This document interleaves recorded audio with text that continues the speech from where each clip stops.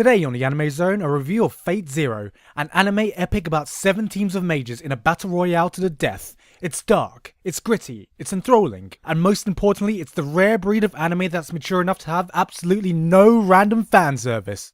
Oh wait. No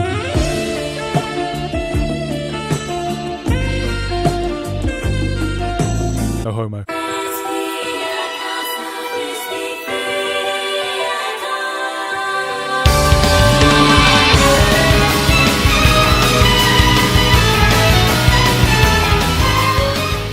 The Fate franchise is a series of games and novels made by Japanese game developer Type Moon, whose most notable works include Kare no Kyokai, Tsukihime, and of course the Fate series, with Fate Stay Night being the most popular of the franchise. So popular in fact that it spawned an anime adaptation in 2006, despite the original source material being actually based on an electronic Japanese adult visual novel.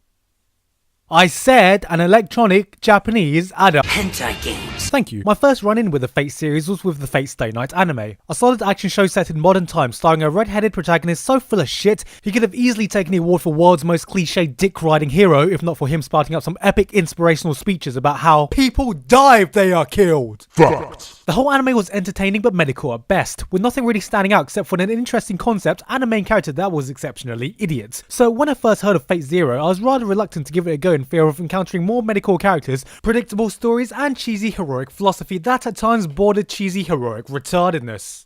Oh how wrong I was. Fate Zero is the prequel to Fate Stay Night made by Ufotable and is set 10 years before the events of that anime. It follows the stories of 7 different mages as they battle each other in a conflict dubbed the Holy Grail War, with each mage in the war being able to summon a single servant to assist in battle. A legendary hero that has become famous through the ages either from real historic events or through notable legends. The winner of the Holy Grail War is able to obtain the Holy Grail, a magical vessel that is able to grant any wish for both the winning master and servant. That's right, it's a 7-on-7 tag team battle royale with historic heroes passed down through legends.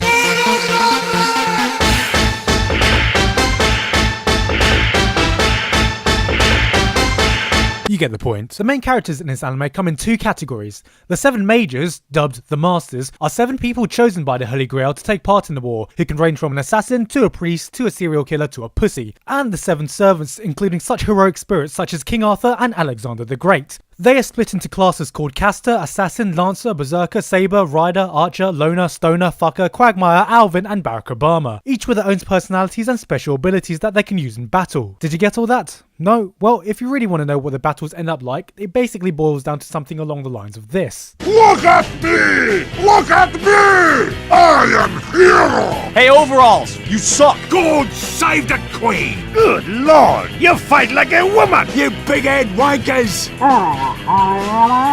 Bang! Here's a schematic for you. My ass! That was an amazing killing spree. By the other team! I'm drunk!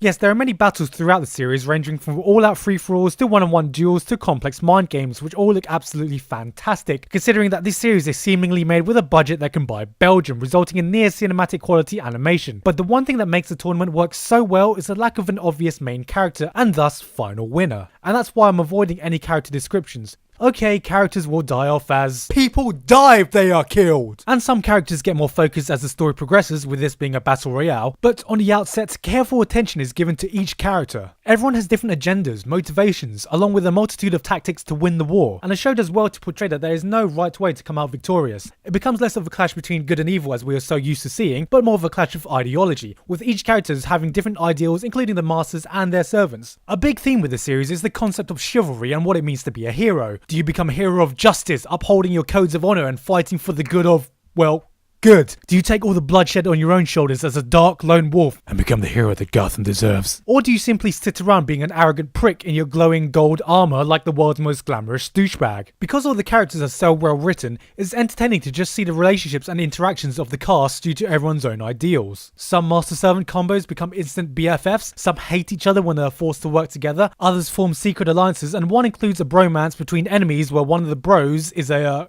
girl. Every character is given a purpose and becomes part of an intricate web of relations with every other character that just makes every interaction all the more interesting, not to mention the way they develop over the course of the show. Of course, there are some standout characters in the series, most notably being Ryder, whose charisma steals every moment he's on screen and has more awesome stored in his beard alone than any other character to come out of anime in recent years. His beard alone has experienced more than a lesser man's entire body. Not to demerit any of the battle scenes, as the action in Fate Zero is a thrilling spectacle in its own right, and those looking for just some awesome action and fighting will not be disappointed with some of the amazing set pieces in the show. This is helped with a soundtrack that is great at getting your heart racing and of course doing an amazing job with giving the entire series a grand scale and epic feel during its high points, which it does by using the oldest trick in the book of adding epic choirs to everything, which is a trick that works so well you could basically just add the soundtrack to any brawl and it will sound epic.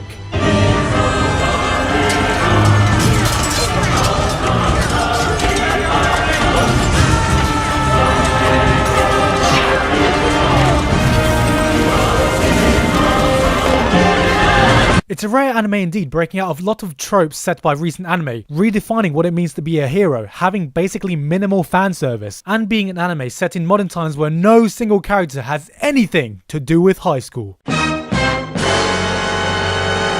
No, seriously, if there's one word you can use to describe Fate Zero, is that it's mature. All the characters barring one are fully grown adults, and it never assumes that the audience is stupid. The tactics used are actually smarter than anything portrayed in other shows such as Code Geass, but it's done in a much subtler way, and not so obviously spelt out for the audience to fawn over it, but it's definitely smart enough to make the series feel like a 7-way mind game, with an exciting story full of twists and turns. Couple this with the scales of the battles and you have yourself an epic. Yes, this series is an epic, a word that has been recently lost in the internet generation ever since some kid with a keyboard decided that anything more entertaining than a fucking cat could be dubbed epic. It's Odysseus defeating the warriors of Troy, the battling of kings in Game of Thrones, or the adventures of a group of midgets in their quest to toss some jewelry into a volcano to defeat a gigantic eyeball. Fate Zero excels in basically every aspect with animation and action out of this world, a great soundtrack, an engaging story with memorable characters and clever writing that it almost reaches its ambitious scale and becomes the perfect anime.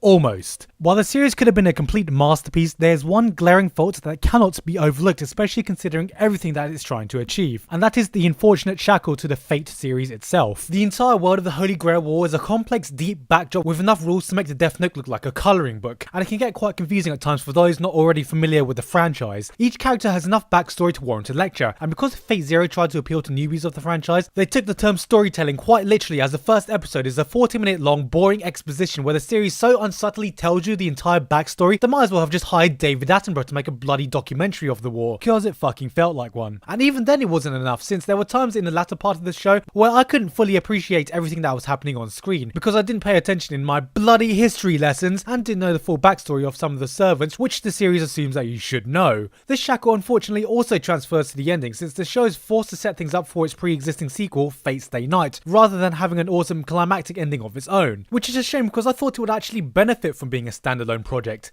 It's as if during the final episode the series was trying to tell us, guys, we know we made something amazing, but in case you've forgotten, we have a retarded half-brother we have to take care of. Bye! Leaving us with quite an anticlimactic ending.